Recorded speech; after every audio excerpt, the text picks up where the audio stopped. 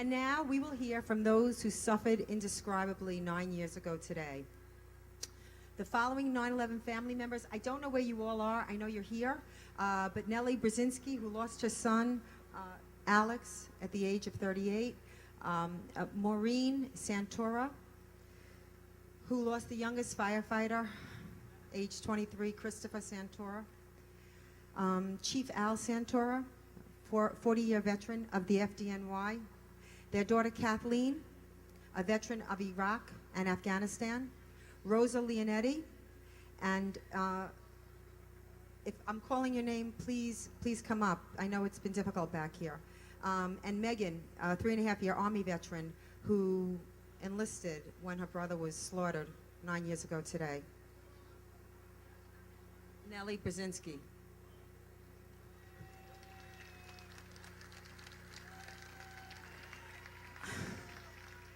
Thank you, guys.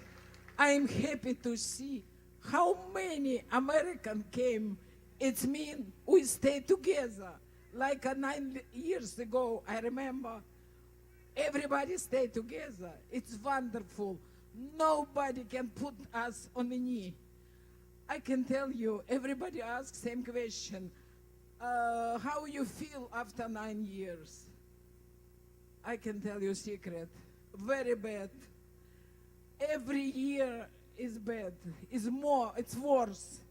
Because I get older and I feel lonely and nobody can bring me back my son.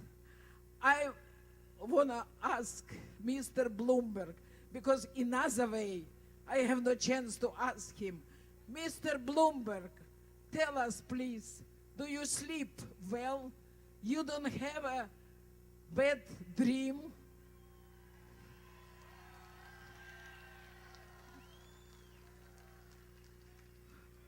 Nobody talking what we against to build mosque. No, everybody can build anything what they want. You want to pray, God bless you. You want a mosque, God bless you. But not put mosque on a cemetery, because this place.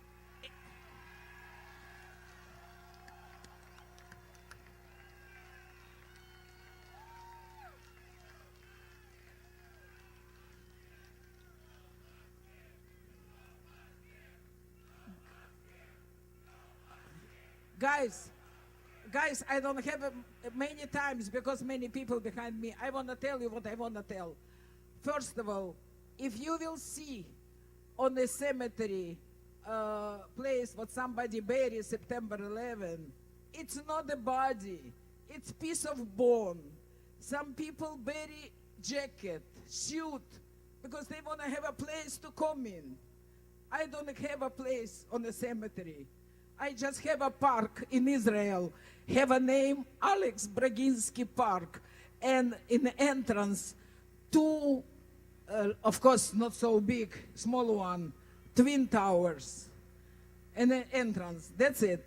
I don't have a place, and this is only one place, and you know, special man who is working man, if you will excavate a little bit, 1 block away, 2 blocks away, you will find bones, you will find artifacts. Of course, where is all blood? Where is all body? Everything on the ground. And it's only one place what we can come in. Guys, believe me, what can make a mosque a little bit far from us, because we come in pray, we come and visit our people. I'm sorry to say, I talk to Muslim now.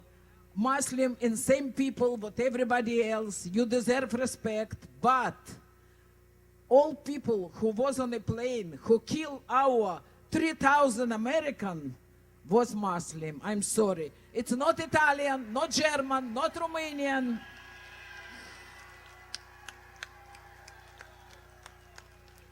All of them was Muslim. And for this reason, I don't want to come and pray, and Muezzin will pray 5 times in a day and yell Akbar Allah. This same word they yell when they kill our 3,000 young Americans.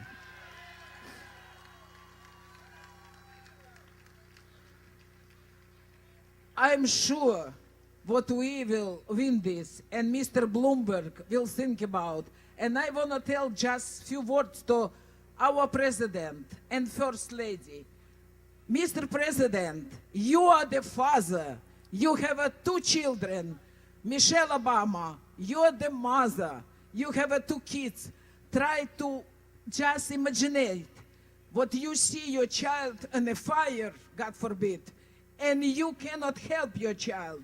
Tell me what you will feel. I want to know what you will feel when you see your child in the fire. Nobody can help.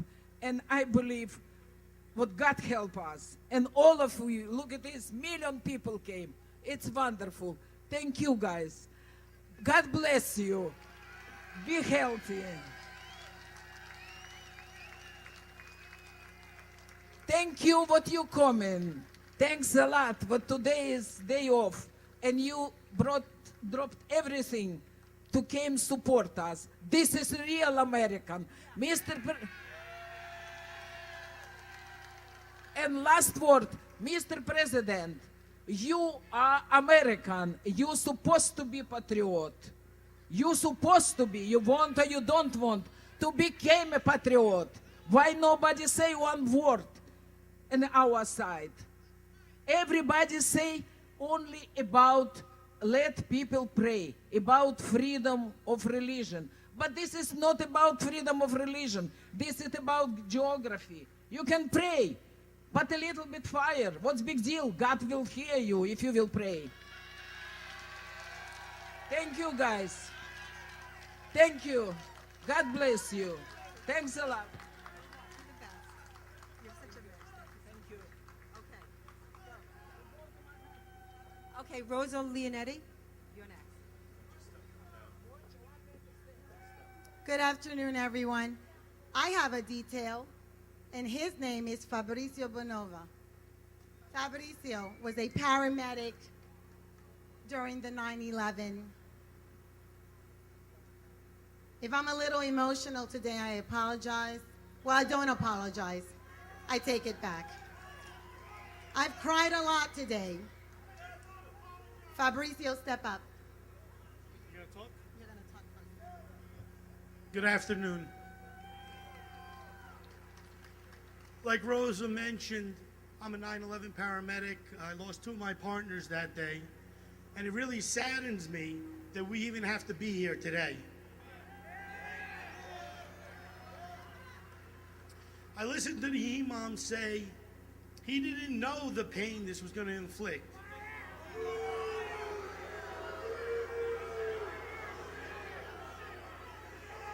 I hear the imam say he wants to bridge gaps and bring Muslims and non-Muslims together. Does that look like it's happening? I'll give him the benefit of the doubt. Maybe he didn't know then, but he knows now.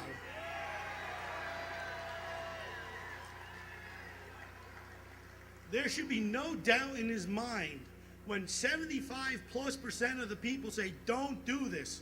When family members who've been victimized are standing out there and saying, please don't do this. So the answer to anyone's question, if this guy's doing this to be provocative or if he's doing it to build bridges, well, we're going to find out tomorrow if he continues with this monstrosity or if he stops this disaster now. So all I'm asking from you is we got to keep up the fight. God bless you. Let's honor the fallen. Thank you.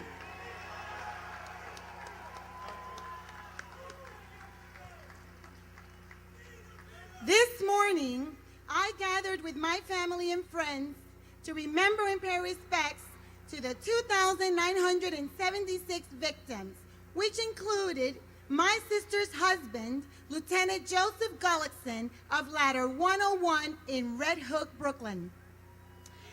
Every year, fathers, mothers, sisters, brothers, sons, and daughters relive the deepest loss and pain.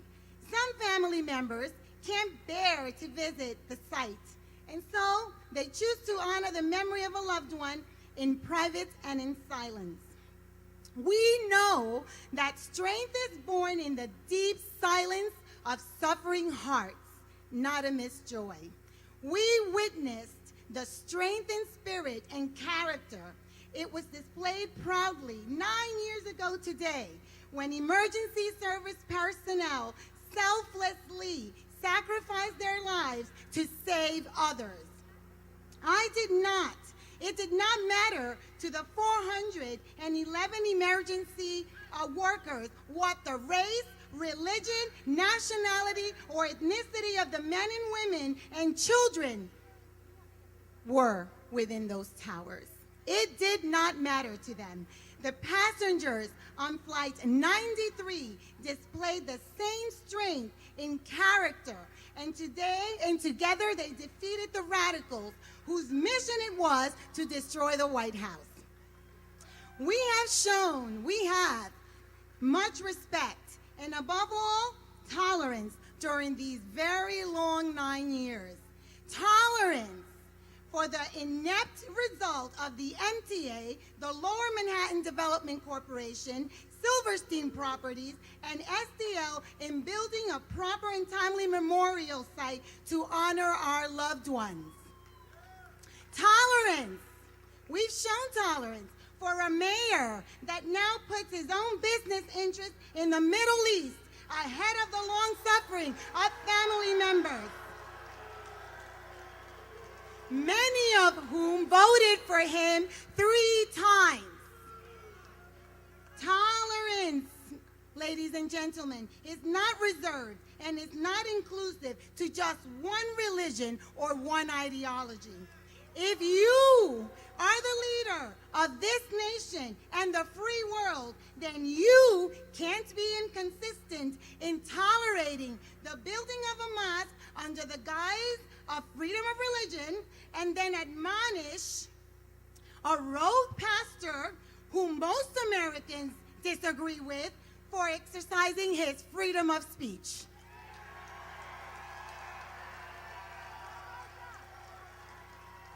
Do not ask us, do not ask me, the 9/11 family members, to continue to be tolerant of those who demonstrate selfish and self-serving behaviors and attitudes.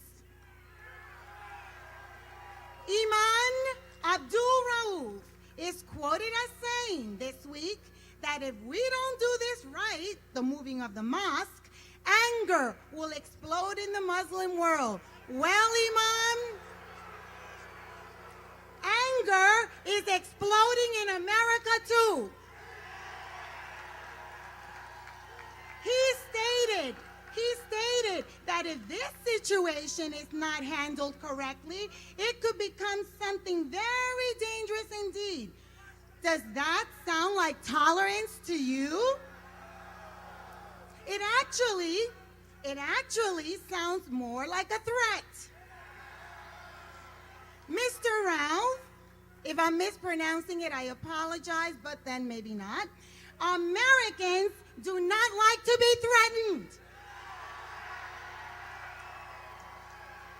Last I looked up the word tolerance.